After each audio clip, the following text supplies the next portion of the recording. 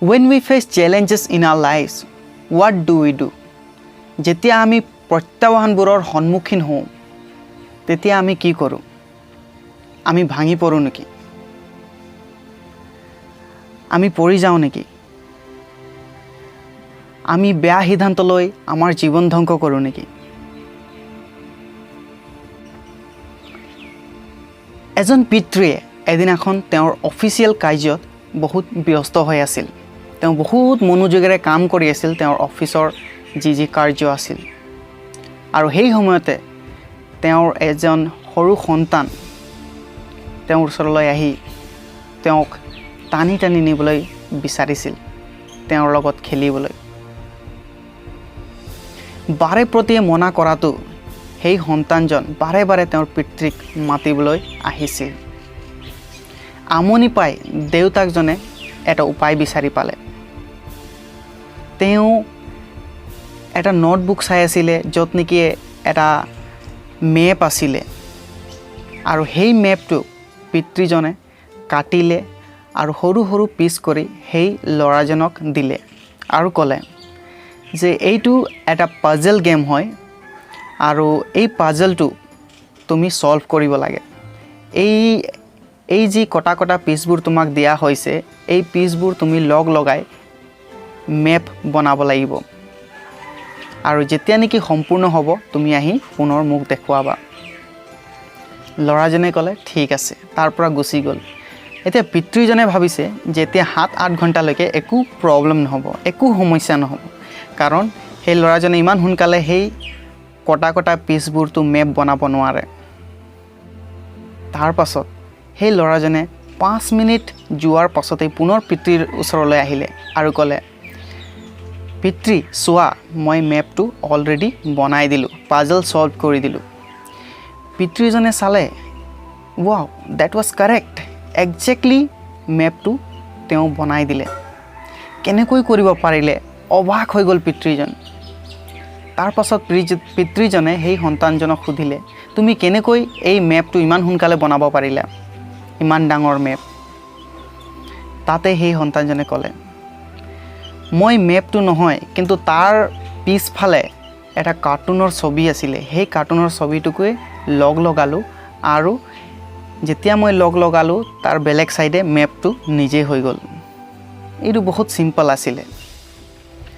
পিতৃজনে সেই কথাত বহুত সন্তোষ পালে আৰু সেইদিনাই সেই পিতৃজনে এটা শিক্ষা পালে যে যেতিয়াই জীৱনত সমস্যা বা কিবা প্ৰত্যাহ্বান আহে আমাৰ ওচৰত বহুতো বিকল্প থাকে, বহুতো অপিনিয়ন থাকে। হয়তো আমি অকল আমাৰ দৃষ্টিভংগীৰে সেই কথাটো বুজিবলৈ আৰু সলভ কৰিবলৈ চেষ্টা কৰিছোঁ, কিন্তু হয়তো আন বিকল্পও থাকিব পাৰে, বেলেগ অপিনিয়নো থাকিব পাৰে সেই বস্তুটো সলভ কৰিবৰ কাৰণে। ডিয়াৰ ফ্ৰেণ্ডছ, আমি জীৱিত হিউমেন বিং হওঁ আৰু আমি জীয়াই থকা মানে আমাৰ জীৱনত সমস্যা প্ৰত্যাহ্বানটো আহিবই।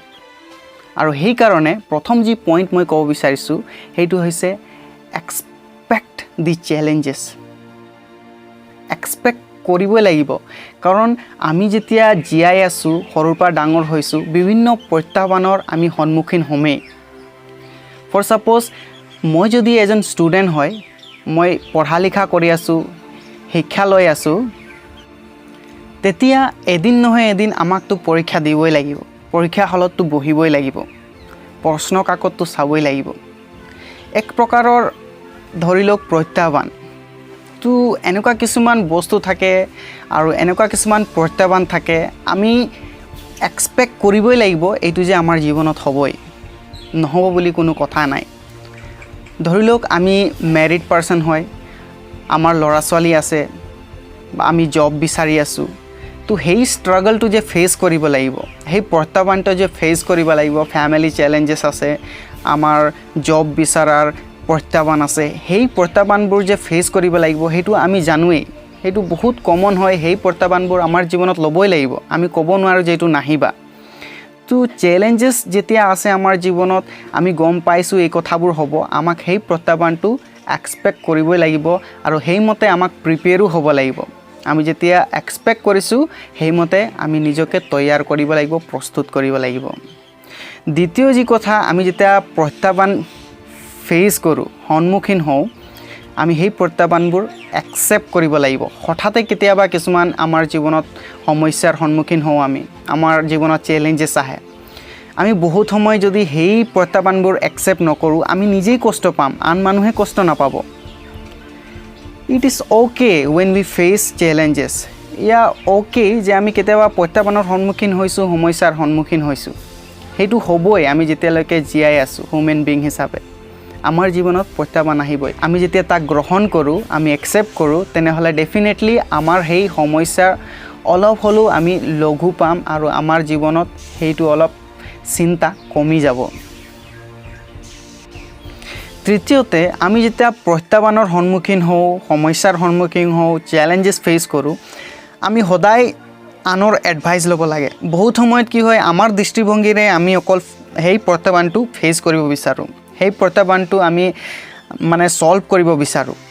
তো আমি যেতিয়া আনৰ এডভাইচ লওঁ, আমাৰ এল্ডাৰবোৰৰ, হয়তো আমাৰ সৰু কিছুমান আছে লোকসকল, তেওঁবিলাকে হয়তো সেই ষ্ট্ৰাগলটো অলৰেডি ফেচ কৰিছে, সেই প্ৰত্যাহ্বানটো অলৰেডি ফেচ কৰিছে। আমি নাজানো কোনে কাৰ জীৱনত কি সমস্যাৰ সন্মুখীন হৈ গৈ আছে।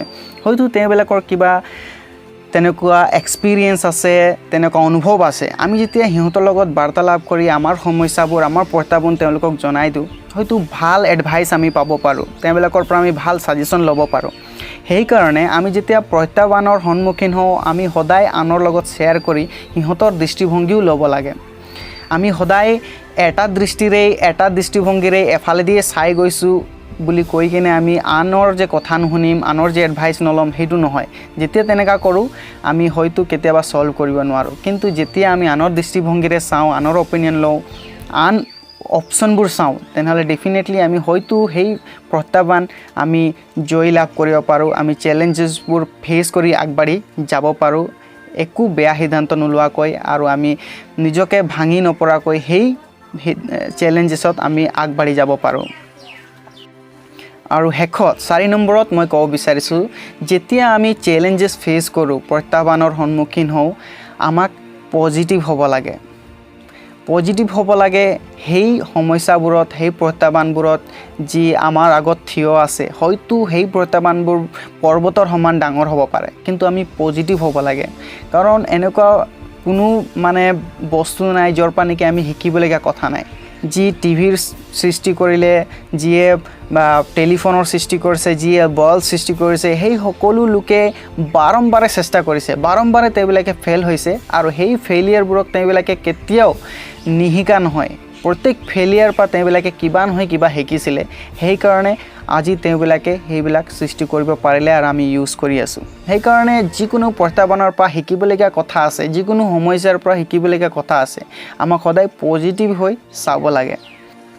তো ডিয়াৰ ফ্ৰেণ্ডছ, আমি যেতিয়া প্ৰত্যাহ্বানবোৰ এক্সপেক্ট কৰোঁ আৰু সেইমতে আমি প্ৰিপেয়াৰ হওঁ, আমি যেতিয়া গ্ৰহণ কৰোঁ, একচেপ্ট কৰোঁ আমাৰ প্ৰত্যাহ্বানবোৰ, আমি আমাৰ জীৱনত শান্তি পাওঁ আৰু আমাৰ সেই প্ৰত্যাহ্বানবোৰ লঘু হয়। আমি যেতিয়া আনৰ এডভাইচ লওঁ, সেই প্ৰত্যাহ্বানৰ পৰা আমি জয় লাভ কৰিব পাৰোঁ আৰু আগবাঢ়ি যাব পাৰোঁ, জয়যুক্ত হ'ব পাৰোঁ। আৰু আমি যেতিয়া পজিটিভ হওঁ সেই প্ৰত্যাহ্বানবোৰত আৰু সেই সমস্যাবোৰত, ডেফিনেটলি আমি কিবা নহ'লে কিবা শিকিব পাৰিম। Thank you so' much. God bless you all.